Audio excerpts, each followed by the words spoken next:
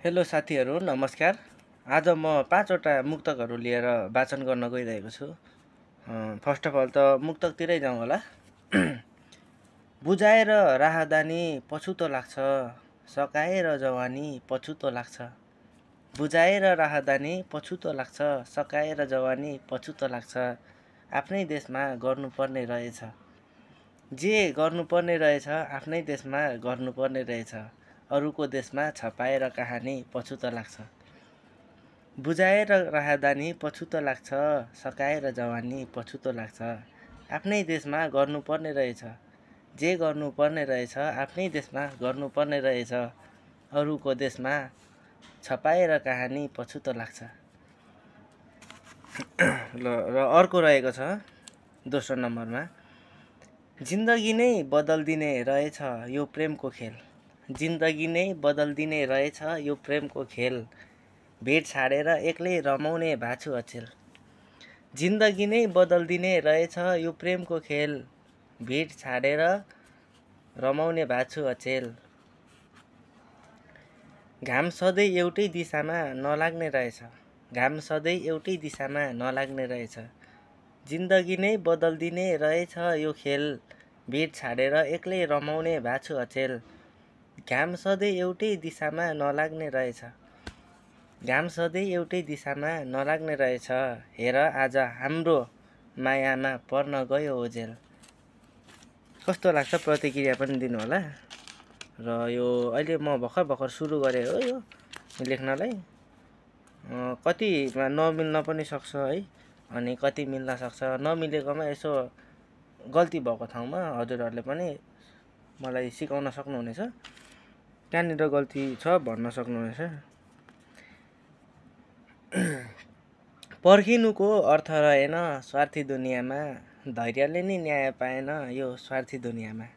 पर्खिनुको अर्थ रहेन यो स्वार्थी दुनियाँमा, धैर्यले नि न्याय पाएन स्वार्थी दुनियाँमा। आफ्नो कोही हुँदैन तितो सत्य रहेछ, दुःख पर्दा कोही आएन यो स्वार्थी दुनियाँमा। र अर्को रहेको छ चौथो नम्बरमा, मैले यो चाहिँ भर्खर अहिले लेखेँ हो आज।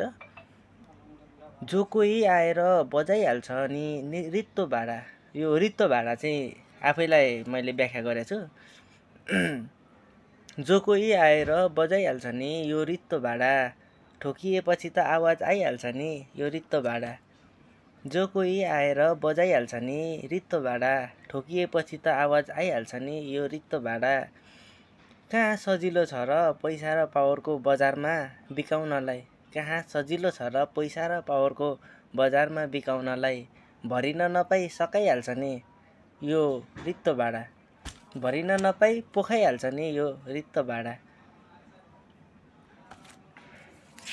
अनि अर्को रहेको छ, यही छ,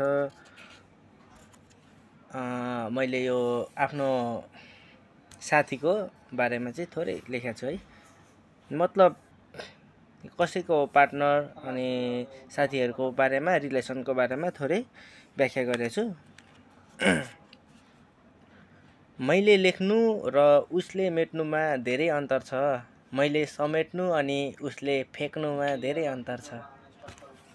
मैले लेख्नु अनि उसले मेट्नुमा धेरै फरक छ, मैले समेट्नु अनि उसले फ्याँक्नुमा धेरै फरक छ। घाँटी हेरेर हात निल्नु पर्ने रहेछ, घाँटी हेरेर हात निल्नु पर्ने रहेछ। मैले सपना देख्नु अनि उसले औकात हेर्नुमा धेरै फरक छ। हस्त धन्यवाद। र तल रहेको बेल आइकनलाई पनि टच गरिदिनु होला, र साथसाथै मलाई सपोर्ट गरिदिनु होला। धन्यवाद।